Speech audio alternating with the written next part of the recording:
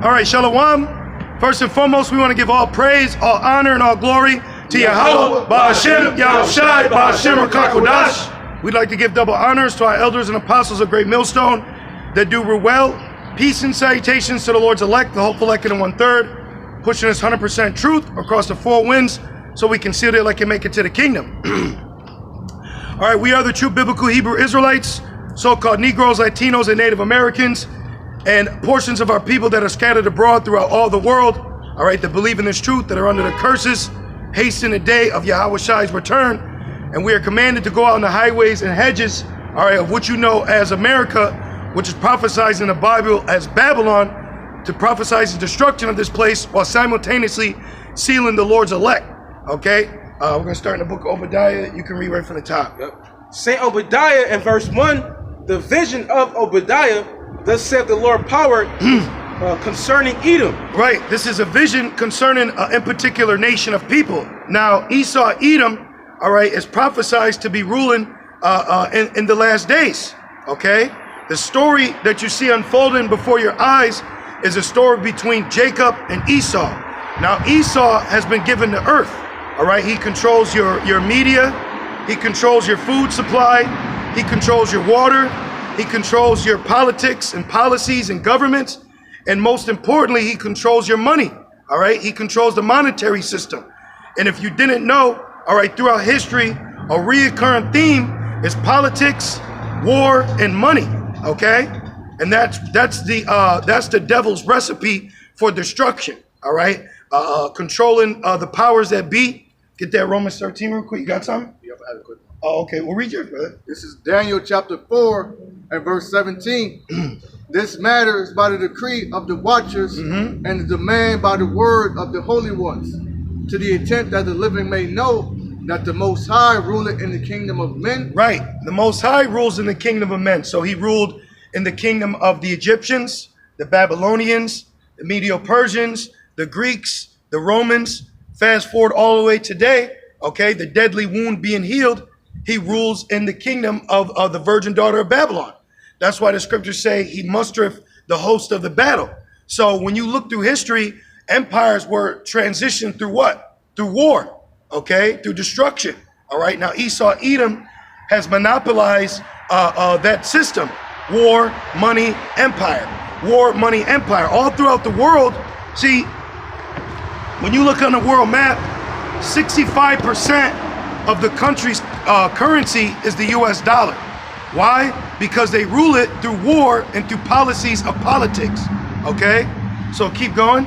It says, to the intent that the living may know that the Most High ruleth in the kingdom of men, and giveth it to whomsoever he will, and set it up over it the basis of men. Right. Now, it was the Nebuchadnezzar II, his son Belshazzar, he was drinking from our royal vessels, which later on Edomite Greek took, y'all brothers know.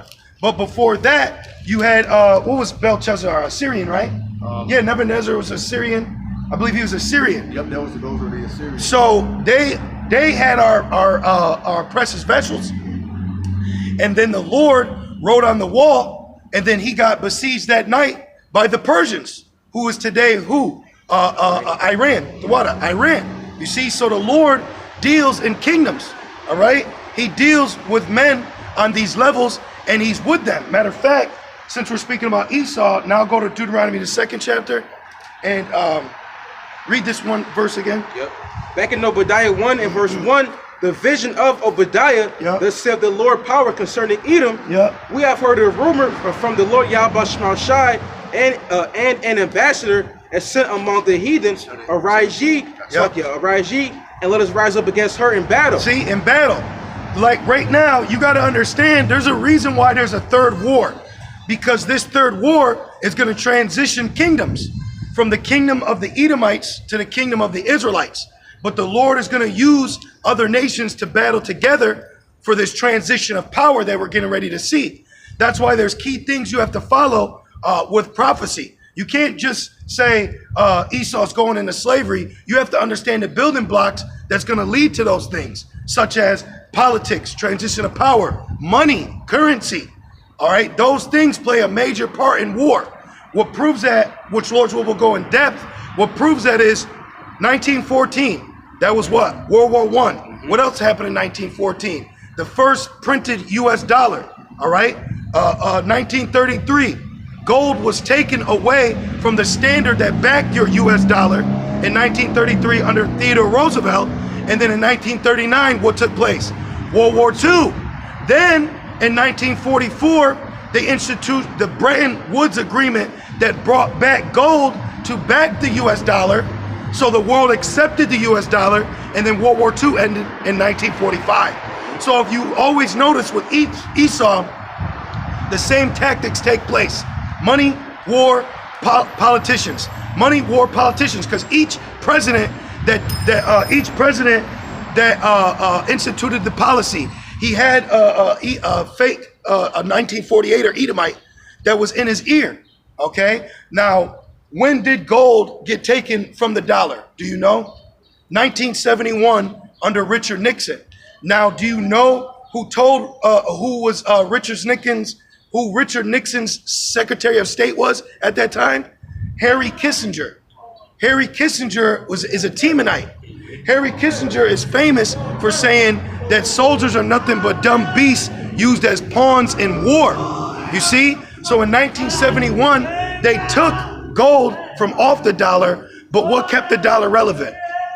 When Nixon made the deal with the Saudi Arabians to have oil be backed by the dollar, that's why today you have the petrodollar. You see?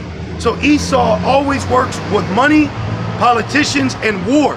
You follow the money, you follow the war, follow the politician, and follow who's in his ear. Who's in his ear? The elites, the elite bankers.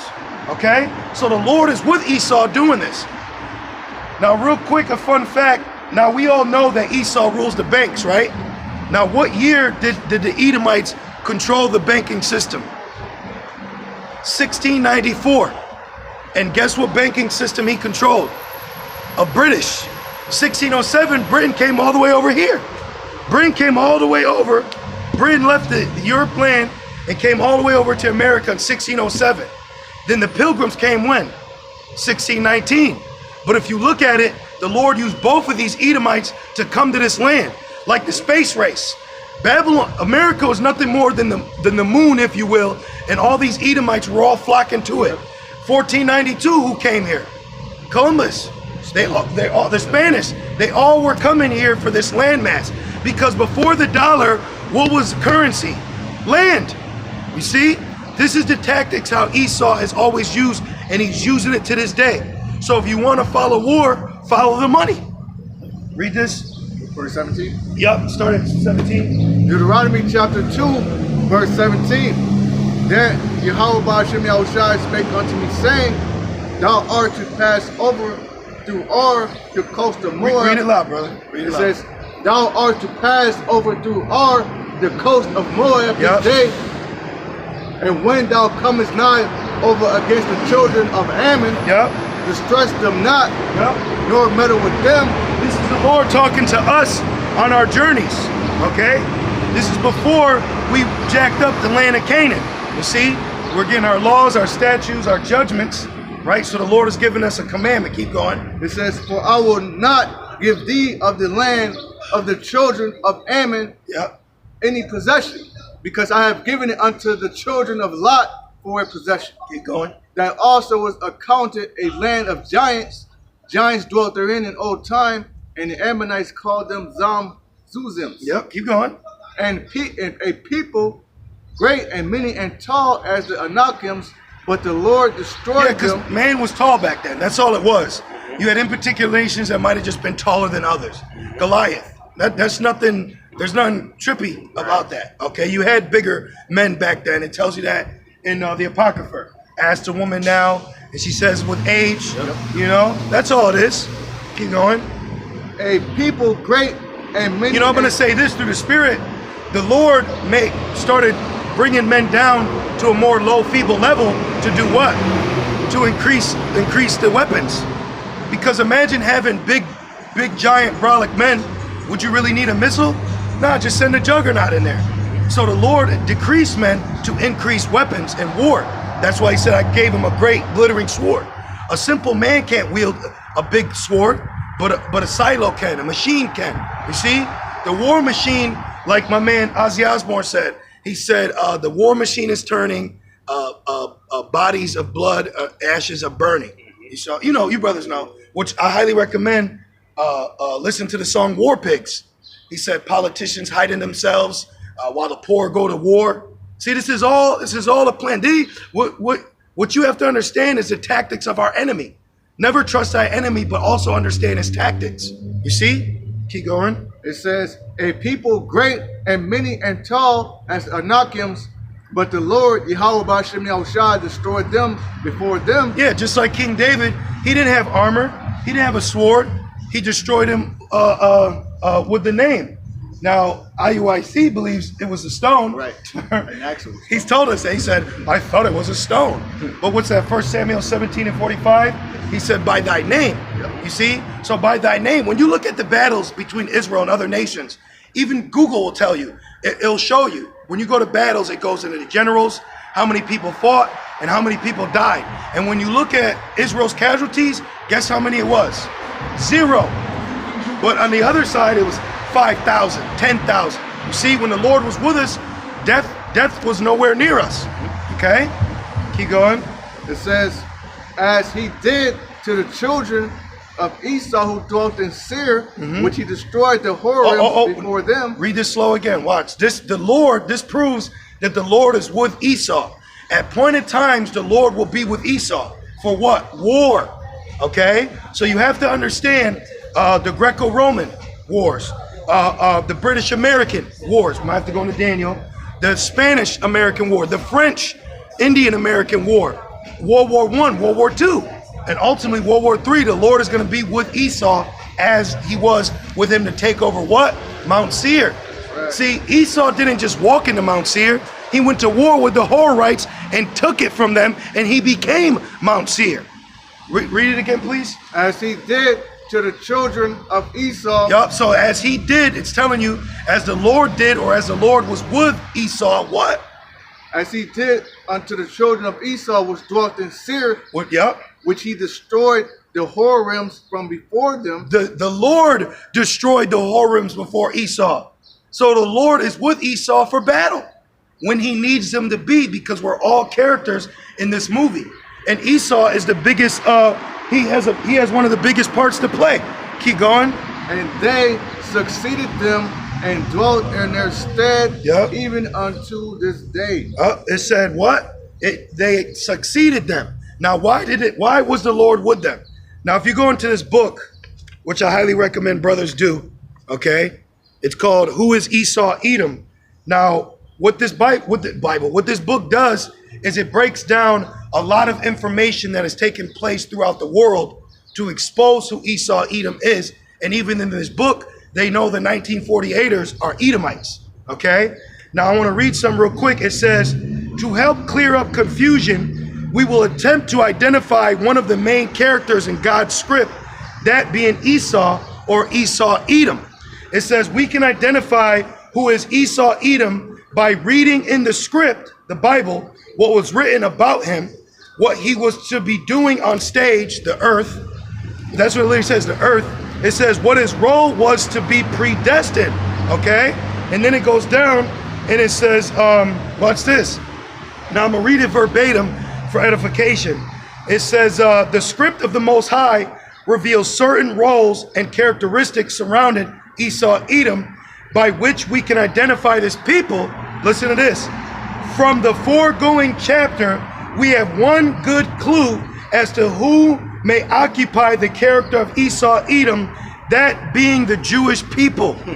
Right there. So it's telling you that Esau Edom to this day is the 1948ers. Right. And the 1948ers overtook what you know as the banking system in 1694. So that started his world domination over the earth. Why? Because now you're done with that? That's the spirit. Please read that. Job 9. This is Job chapter 9, verse 24. The earth is given into the hand of the wicked. Right. Now wait. Now when was the earth given to the hand of the wicked? What can your brother say? When would you say, Gabar? When the earth was given to the hand of the wicked in history, in secular history? The Renaissance. The rebirth. When he came back out. Remember, Revelations 20. Get it for him. Right, when Satan was loose. That was the what? In Europe. Right? But what did he do? Did he just get loosed? No, he started infiltrating royal families. He started dealing with the monetary system. And then he infiltrated the banks. He got loose and got loose. He got loose with it. See? So Esau's dominance was given in the Renaissance, but when did he completely dominate the world? Well, you would say beginning with the Renaissance, but then ultimately through his wars over here, and then when he made the world accept the US dollar as currency. See? That, because what the dollar dominates the world. And who controls the dollar? Esau. Esau created the dollar. You see? That's backed by nothing but war and oil. Read that again. Oh, what you got? Revelation. Oh yeah, let's go. Read that. Yeah, let this pass. We're gonna go into some history today. All right. Revelation chapter 20. Revelation chapter 20 and verse 3. And cast them into the bottomless pit. And now the bottomless pit, we all know, is speaking about Europa. All right, Europe. Right over here, you have Europe. All right, and this land is wretched. It's rancid. Even Elder Apostle Gabar was going in how London is a very haunted place. You know, the back roads of London, a lot of spirits. Yeah. All right, it's an elephant graveyard, if you will. All right, Europe is a destitute place. You see, the catacombs, which the catacombs came from us. We had to go underground because the persecution was so bad. You see? So read that again. The bottomless pit is speaking about Europe. So that means what? This is a time period. This was the fall of the Western Roman Empire. Western Europe, not the Eastern, because the Eastern was being ruled by who? Jake. Jake was in power. See, through battles, through wars, power is translated. Algorithm. So you need war to translate kingdoms. You can't just have, okay, I'm it today.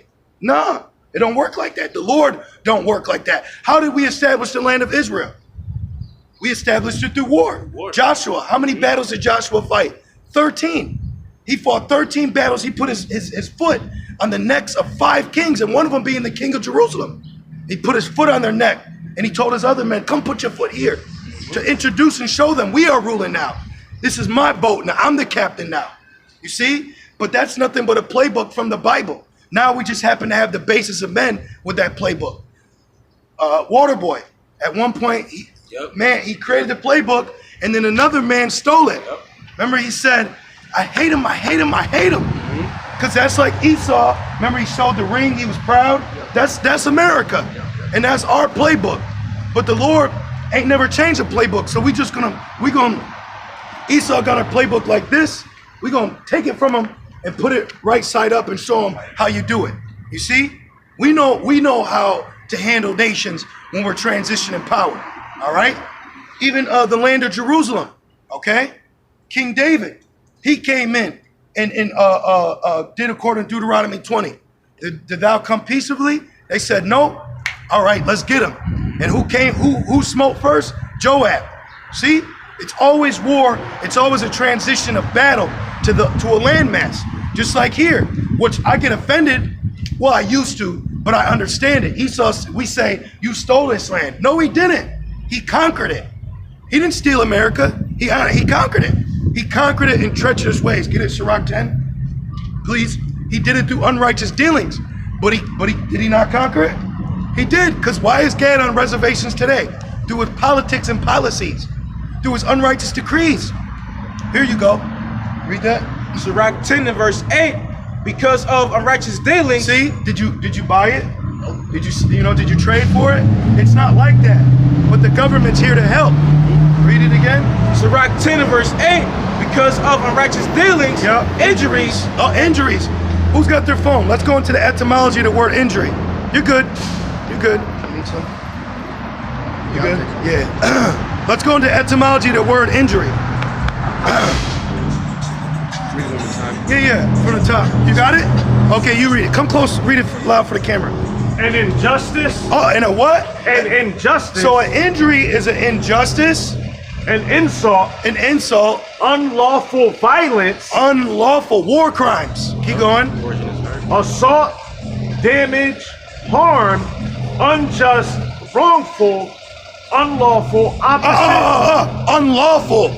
So he unlawfully conquered this land. Because we conquered the land what? Lawfully. Do we not have laws on war?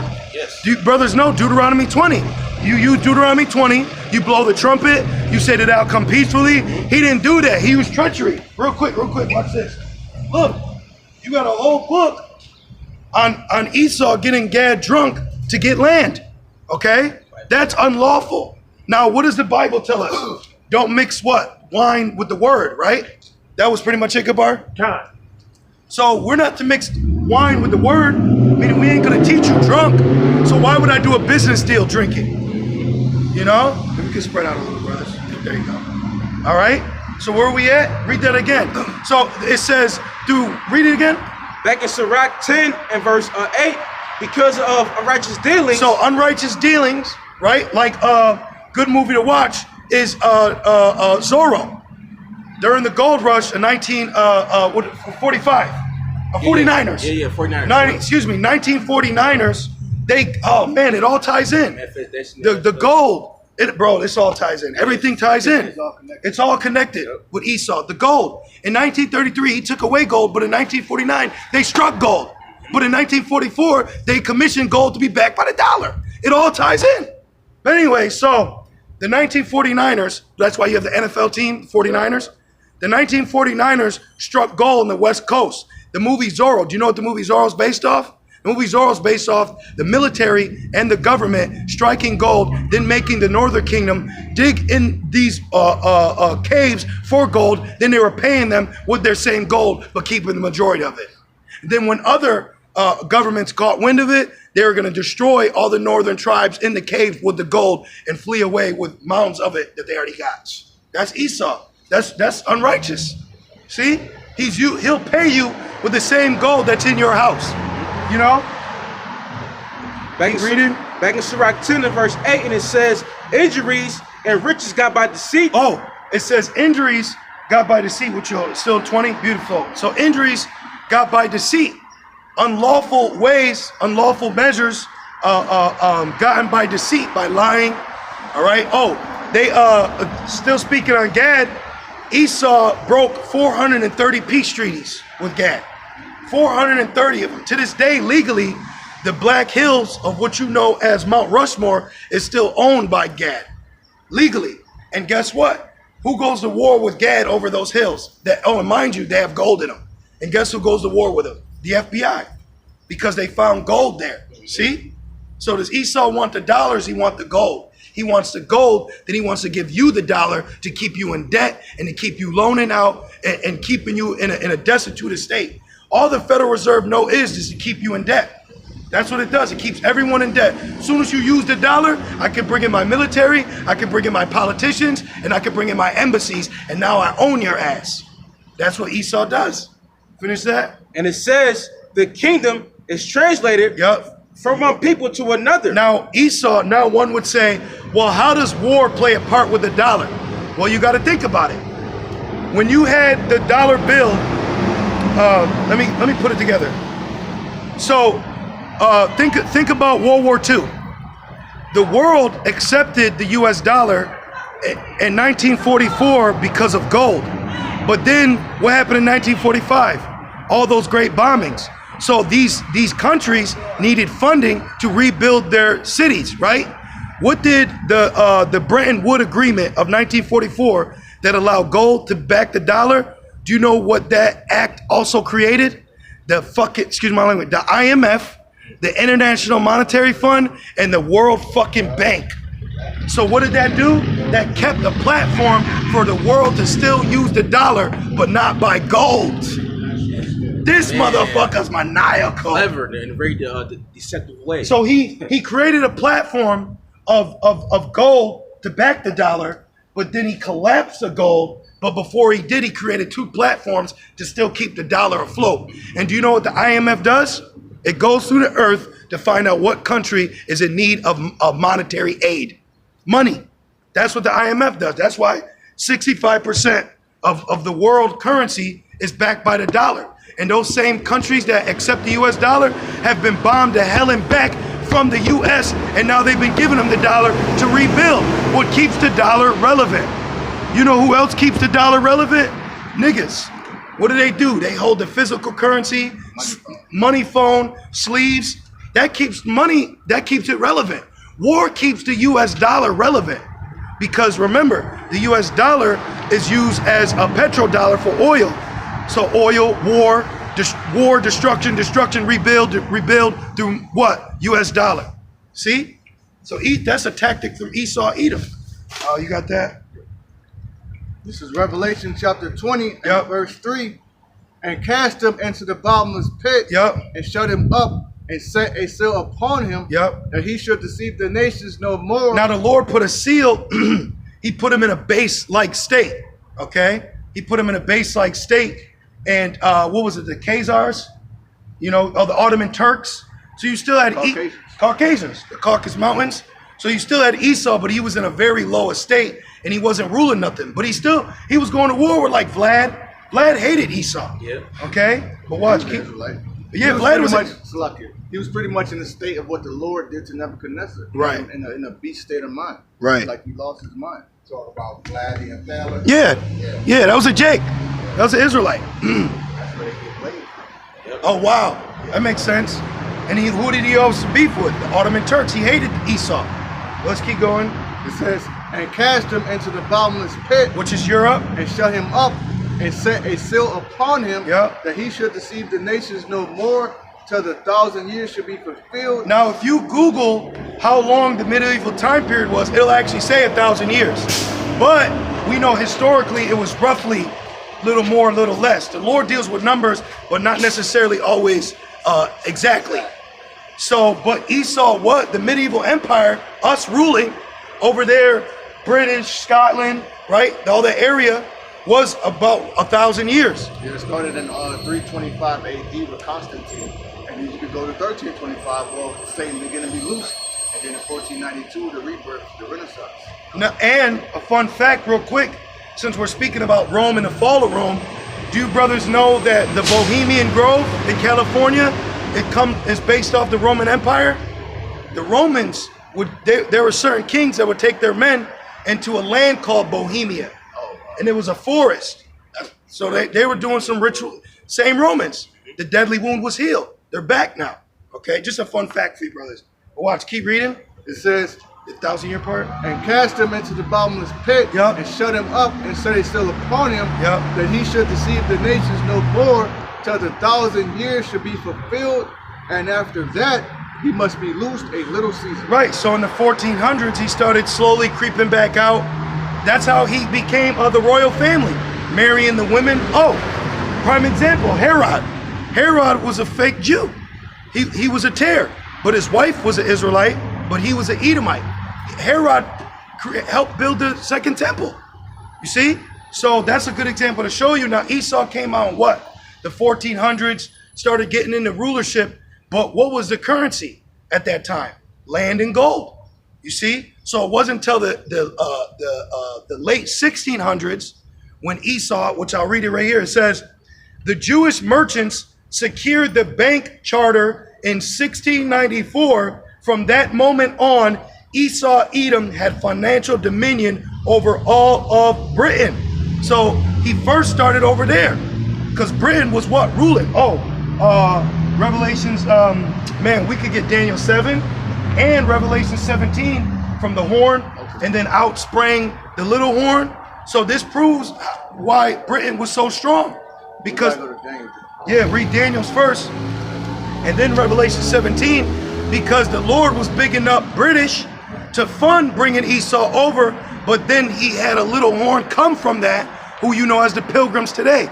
You see, why if the Lord allowed British to have the banks dominated in money and gold and revenue, why didn't the Lord use the British over here to establish America? Because you got to remember the little horn, and that's who? The Edomite Americans, when they came in 1619. Read this. This is Daniel chapter 7 and verse mean, if you want to just start at 1 and we can zip through it. Okay. Daniel chapter 7, verse 1. In the first year of Belshazzar, king of Babylon, Daniel had a... Belshazzar, Nebuchadnezzar's son. Because remember, Nebuchadnezzar II is the one who destroyed Jerusalem. Destroyed it all, took everything from us. But his son was ruling and getting drunk, drinking out of those vessels his father stole. So you can use Nebuchadnezzar and Belshazzar as a great example of prepare slaughter for his children.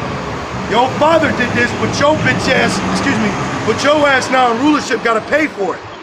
Just like Esau, his father, the early Europeans and so on and so forth, but you still got us those precious vessels. Now you gonna answer for it, and the writings on the wall for his ass. Keep going. It says, in the first year of Belshazzar, king of Babylon, Daniel had a dream and visions of his head upon his bed. So the Lord gave a vision the first year of his son, Nebuchadnezzar's son ruling. So he gave him a vision right off the bat, like you about to get jacked up, right? So he didn't even get to rule in peace. He could have been paranoid. There was a reason his ass was drinking. All right, read it again. Here, brother, spread out a little. There you go. Yep, there you go. It says, then he wrote the dream and told the sum of the matters. Oh, people do that today. They got what? A dream journal. People are given dreams. Oh, Job, it says in sleep, the Lord seeth your instructions. Yeah, there's times where I speak as, as personal testimony, even last night, because when you get certain information, the Spirit's still dealing with you even in your sleep. Like Neo, he's, and then he said, I know jujitsu. You see, so even in your sleep, the Lord can still pour the Spirit on you, Like I woke up, I told a brother, I said, I don't think I was sleeping. I said, I felt like I was just thinking all night. And I felt I got a night's rest. I'm good, I'm not tired. But I knew just nonstop, all my thoughts, it was just, information. Keep going. It says, Daniel spake and said, I saw in my vision by night, and behold, the four winds of the heaven strove upon the great sea. And 4 beasts came up from the sea. Now it said 4 beasts, that's 4 empires, but why didn't it say 5? Because the Egyptian rulership already happened. So that proves that Belshazzar got a vision of future and present events. No need to talk about Egypt. But that was a beast, if you will. It was an empire, a great rulership, right? But did Belshazzar see Egypt? No, because the Lord showed him present and future. No need for past. It already took place. Keep going. It says, and 4 great beasts came up from the sea, diverse one from another. Now it said diverse. Why? 2 nations are in thy womb. They shall be separated from thy bowels. Each beast was a different nation. It was a different empire, but in that empire was also different nations. Okay? And even some of the beasts were mingled with more than one ruling nation. Keep going. The first was like a lion and had eagle's wings. Right. What is that called again? A griffin. A griffin. This is the Babylonian Empire. Okay? The Babylonian rulership.